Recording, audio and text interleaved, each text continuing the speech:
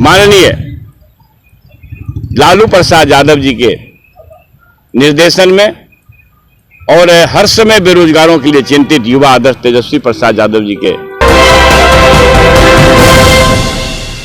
नमस्कार, देख रहे हैं आप सिटी पोस्ट लाइव और मैं हूं आपके साथ पूजा शर्मा। बिहार सरकार में पूर्व शिक्षा मंत्री डॉक्टर प्रोफेसर चंद्रशेखर का बड़ा बयान सामने आया है। शिक्षा विभाग की पोल खोलते हुए नजर आए और कहते हुए नजर आए कि जो मैंने निर्णय लिया था उसे वापस लिया जा रहा है। शिक्षकों को आज अपमानित किया जा रहा है, उनका जो अधिकार है उनसे छीना जा रहा है। इसी के साथ साथ पूर्व शिक्षा मंत्री यह कहते हुए नजर आए कि हमने बहुत पहले ही कहा था कि डोमिसाइल नीति लागू की जाए, लेकिन मेरी एक भी नहीं सुनी। मेरे कार्यकाल की जांच होनी चाहिए। जांच की मांग कर रहे हैं पूर्व शिक्षा मंत्री डॉक्टर प्रोफेसर चंद्रशेखर।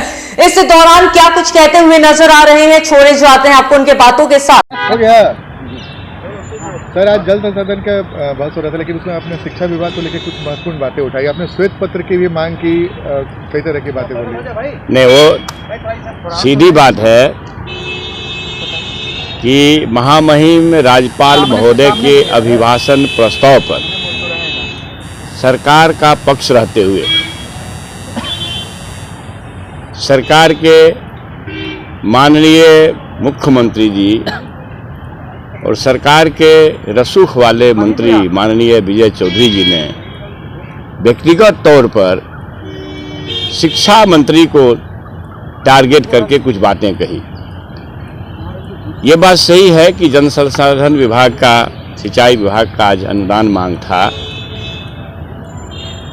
तो मैंने जो जल संसाधन विभाग के बारे में जो सार्वजनिक निवेश में राशि की कमी की गई है लगभग 1000 करोड़ का, उस बात को रेखांकित किया कि अगर सार्वजनिक निवेश में आप 1000 करोड़ की कमी करेंगे तो फिर प्रलयंकारी बाढ़ को आप फेस करेंगे, तो राजहित में यह बात नहीं होगी। इस बात को प्रमुखता से कहते हुए, क्योंकि सरकार के दो बड़े संसदीय पद पर बैठे हुए व्यक्ति ने व्यक्तिगत तौर पर शिक्षा मंत्री पर आरोप लगाया था,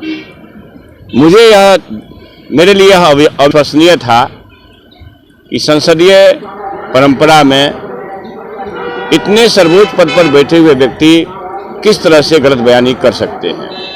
उसमें दो बात प्रमुख थी, आपको याद दिलाना चाहता हूं कि राजद के मंत्रियों ने गड़बड़ किया। एक बात माननीय मुख्यमंत्री जी ने कहा और फिर विजय चौधरी जी ने इस बात को कहा कि भाई मैं विभाग नहीं गया तब बहाली हुई।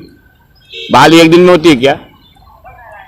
मेरे पास तिथिवार कम से कम 1 दर्जन पत्र है, और पत्र नहीं, मंतव्य के साथ माननीय मुख्यमंत्री जी के अवलोकनाथ।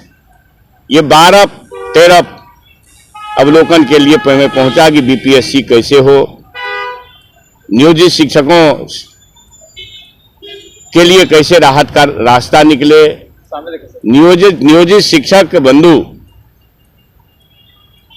इस बात के लिए आश्वस्त थे कि 2015 में जब महागठबंधन सरकार बनी तो 9000 से 18000 वेतन हुआ, दुगुना हुआ, कई सर्विस कंडीशन ठीक हुआ। फिर दूसरी बार सरकार बनी तो महागठबंधन का यह एजेंडा था हमारा कि हम अगर राजकाज पर आएंगे तो 10 लाख लोगों को नौकरी देंगे, जाति गणना करेंगे, आरक्षण विस्तार करेंगे और एक कलम से 10 लाख लोगों को नौकरी देंगे। मेरा ये कहना है कि एजेंडा था। एनडीए तो अपना एजेंडा दिखावे, एजेंडा को तामील करने की जिज्ञासा एजेंडा वाले लोगों को होती है। और मुझे इस बात की खुशी है कि हमारे राष्ट्रीय अध्यक्ष माननीय लालू प्रसाद यादव जी के निर्देशन में और हर समय बेरोजगारों के लिए चिंतित युवा आदर्श तेजस्वी प्रसाद यादव जी के सहयोग से जब ये बात उस फ्रंट पर उठी, आप पिछली दफा डिबेट में देख चुके थे, माननीय नेता प्रतिपक्ष ने अपनी बात रखी कि ये इशू था कि हम 10 लाख लोगों को नौकरी देंगे और 10 लाख, ये हमारा सबसे प्रमुख इशू था। बेरोजगारी का दंश झेल रहा है देश। आज भारत सरकार के लिए 2-2 करोड़ रोजगार कोई विषय नहीं रहा, महंगाई विषय नहीं रहा, किसान की तरक्की विषय नहीं रहा, सीमा सरहद की चौकसी भी विषय नहीं रहा। और सबसे इतर जब बिहार में महागठबंधन की सरकार ने नियुक्ति प्रक्रिया को सामूहिक रूप देने का काम किया और 10 लाख लोगों को नौकरी देने का जो वादा था उस तरफ कदम बढ़ाए। ठीक है, हमारी सरकार नहीं बनी, 12,270 वोट से अंतर हो गया, 2-4-5 जगह बेईमानी भी हुई, सब जानता है। तो सत्ता पर बैठे सत्तासीनों ने, सत्ता प्रतिष्ठान पर बैठे सत्तासीनों ने जो बेईमानी की वो सबके सामने है। बावजूद भी लगभग 4.5 लाख लोगों को नियुक्ति पत्र दी गई। इस दरमियान में हमारा ये कहना था कि भाई 17 साल से शिक्षक कितना वेतन पा रहे थे?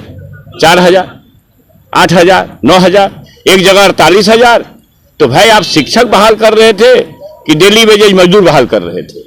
इस दंश को तोड़ करके अभी मुझे खेद है कि अगर विजय चौधरी जी माननीय मंत्री जो जिनका सरकार में रसूख है, अगर इसका भी श्वेत पत्र जारी करें कि किस तिथि में बीपीएससी बहाली का उन्होंने काम किया और फिर नियोजन नीति कैसे आ गई, नियोजन पर संचिका कैसे बढ़ रही थी। तो हम चूंकि शिक्षक हैं और शिक्षा के महत्व को समझते हैं और इस देश में भारतीय परंपरा में शिक्षकों को सबसे ऊंचा दर्जा पर रखा गया। स्वयं प्रभु ने अपने से ऊपर शिक्षकों को रखा है। गुरु गोविंद दो खरे काको लागू पाओ, बलिहारी गुरु आपने गोविंदियो बताए। हम ये इतनी बड़ी बात है।